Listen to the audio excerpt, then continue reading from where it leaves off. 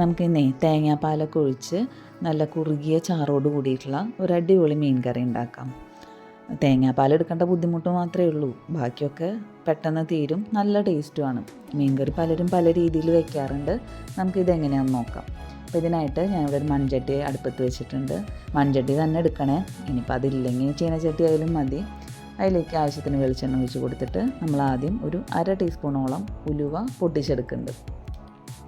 ഉലുവയ്ക്ക് ഒന്ന് മൂത്ത് കഴിഞ്ഞ് കഴിഞ്ഞാൽ നമ്മളതിലേക്ക് ഒരു മീഡിയം വലിപ്പമുള്ള ഇഞ്ചി നീളത്തിലരിഞ്ഞത് ചേർത്ത് കൊടുക്കാം. ചിലരത് ചതച്ച് ഇട്ട് കൊടുക്കാറുണ്ട്, രണ്ടായാലും കുഴപ്പമില്ല.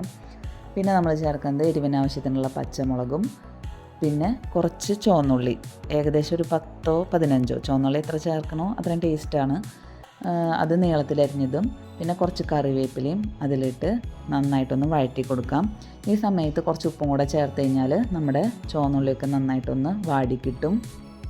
അതവിടെ ഇരുന്ന് വാടുന്ന സമയം കൊണ്ട് ഞാൻ വേറൊരു പാത്രത്തിൽ ഒരു 1/2 ടീസ്പൂണോളം മഞ്ഞൾപ്പൊടിയും 1/2 ടീസ്പൂൺ തന്നെ മല്ലിപ്പൊടി, ഇതിൽ മല്ലിപ്പൊടി ഞാൻ അധികം ചേർക്കണില്ല കേട്ടോ. പിന്നെ എരിവിനാവശ്യത്തിനുള്ള മുളക് പൊടിയും ചേർത്തിട്ട് അതിലേക്ക് കുറച്ച് വെള്ളം ഒഴിച്ചിട്ട് നന്നായി പേസ്റ്റ് പോലെ ആക്കി വെക്കുന്നുണ്ട്. വേറെ ഒന്നുമല്ല, നമ്മൾ ഈ പൊടികൾ ഇതിലേക്ക് ഡയറക്റ്റ് ചേർക്കുമ്പോൾ മൺചട്ടി ആയതുകൊണ്ട് നല്ല ചൂടായിരിക്കും, അപ്പോൾ പെട്ടെന്ന് പൊടികൾ കരിഞ്ഞു പോകാനുള്ള സാധ്യതയുണ്ട്. അപ്പോൾ ഇങ്ങനെ പേസ്റ്റ് ആക്കിയിട്ട് നമ്മൾ ചേർത്ത് കഴിഞ്ഞാൽ കരിയെന്നുള്ള പേടി വേണ്ടല്ലോ. അപ്പോൾ നമ്മുടെ ഉള്ളിയൊക്കെ നന്നായി വഴന്ന് കഴിഞ്ഞ് കഴിഞ്ഞാൽ നമ്മളതിലേക്ക് ഒരു തക്കാളി ചെറുത് ചേർത്ത് കൊടുക്കണം, നീളത്തിലരിഞ്ഞത്. തക്കാളിയും ചേർത്ത് ഒന്ന് നന്നായി വഴറ്റി കഴിഞ്ഞാൽ വെന്തുടയേണ്ട ആവശ്യമില്ല, ഒന്ന് വഴന്ന് കിട്ടിയാൽ മതി. നമ്മളതിലേക്ക് നേരത്തെ മിക്സ് ചെയ്ത് വെച്ച പേസ്റ്റ് ഉണ്ടല്ലോ പൊടികളുടെ, അത് നമ്മൾ ചേർത്തിട്ട് അതിൻ്റെ പച്ചമണം മാറുന്ന വരെ ഒന്ന് വഴറ്റി കൊടുക്കുന്നുണ്ട്.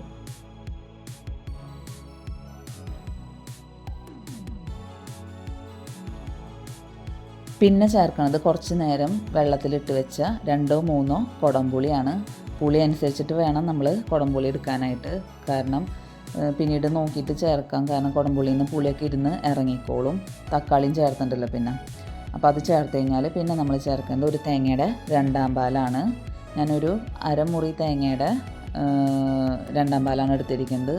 അതിലേക്ക് 1.5 ഗ്ലാസ് വെള്ളം ഒഴിച്ച് അടിച്ചെടുത്താണ്. അതൊഴിച്ച് നന്നായി തിളപ്പിച്ച് കുറച്ചൊന്ന് വറ്റിയതിന് ശേഷം നമ്മളതിലേക്ക് മീൻ കഷ്ണങ്ങൾ ഇടുകയാണ്.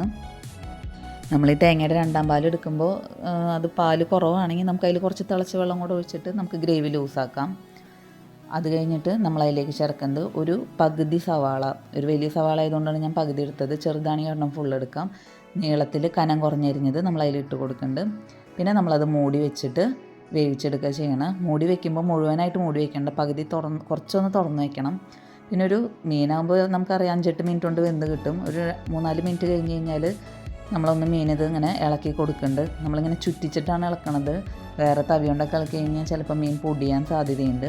അത് കഴിഞ്ഞിട്ട് പിന്നെ ലാസ്റ്റ് ആയപ്പോഴത്തേ നമ്മുടെ മീനൊക്കെ വെന്ത് കിട്ടിയിട്ടുണ്ട്. അപ്പോൾ നമ്മൾ പിന്നെ അതിലേക്ക് തേങ്ങയുടെ 1/4 പാലാണ് ചേർത്ത് കൊടുത്തത്. പിന്നെ തിളപ്പിക്കാൻ പാടില്ല, ഒന്ന് ചൂടാവാനേ പാടുള്ളൂ. നമ്മളത് മാറ്റി വെച്ചിട്ടുണ്ട്. പിന്നെ താളിച്ചെടുക്കേണ്ട പണിയേ ഉള്ളൂ.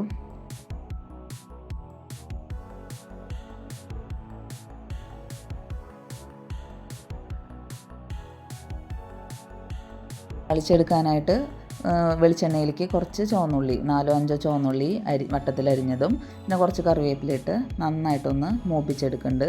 അത് നല്ല ബ്രൗൺ കളറാവണ വരെ മൂപ്പിച്ചെടുക്കാം. അത് കഴിഞ്ഞിട്ട് നമ്മുടെ മീൻ കറിയിലേക്ക് അത് ചേർത്ത് കൊടുക്കാം. ഇത്രയേ ഉള്ളൂ, നമ്മുടെ സ്വാദിഷ്ടമായിട്ടുള്ള മീൻ കറി ഇവിടെ റെഡി ആയിട്ടുണ്ട്. ശരിക്കും മീൻ കറി തലേ ദിവസം വെച്ചിട്ട് പിറ്റേ ദിവസം കഴിക്കുമ്പോഴാണ് ടേസ്റ്റ് നന്നായിട്ട് കൂടുക. അപ്പോൾ ശരിക്കും ഉപ്പും പുളിയൊക്കെ അതിൽ നന്നായി പിടിക്കും. എന്നാലും ഇപ്പോൾ കഴിക്കാൻ അടിപൊളിയായിരുന്നു കേട്ടോ. അപ്പോൾ നമ്മുടെ മീൻ കറി എല്ലാവരും ഒന്ന് ട്രൈ ചെയ്ത് നോക്കൂ കേട്ടോ. ഞാൻ ചോറിൻ്റെ കൂടെ മീൻ കറിയും ചേർത്തിട്ടുണ്ട്, പിന്നെ ഒരു മീൻ ഫ്രൈ ചെയ്തെടുത്തിട്ടുമുണ്ട്. അടിപൊളി കോമ്പിനേഷനാണ്. അപ്പോൾ എല്ലാവരുടെയും ഫീഡ്ബാക്ക് അറിയിക്കണം കേട്ടോ. വീഡിയോ ഇഷ്ടമായാലും എല്ലാവരും ലൈക്ക് ചെയ്യണം, ഷെയർ ചെയ്യണം, കമൻറ്റ് ചെയ്യണം. അതുപോലെ തന്നെ സബ്സ്ക്രൈബ് ചെയ്യാൻ മറക്കല്ലേ. സബ്സ്ക്രൈബ് ചെയ്യുമ്പോൾ തൊട്ടടുത്തുള്ള ബെൽ ബട്ടൺ ഒന്ന് എനേബിൾ ചെയ്തിടണം കേട്ടോ.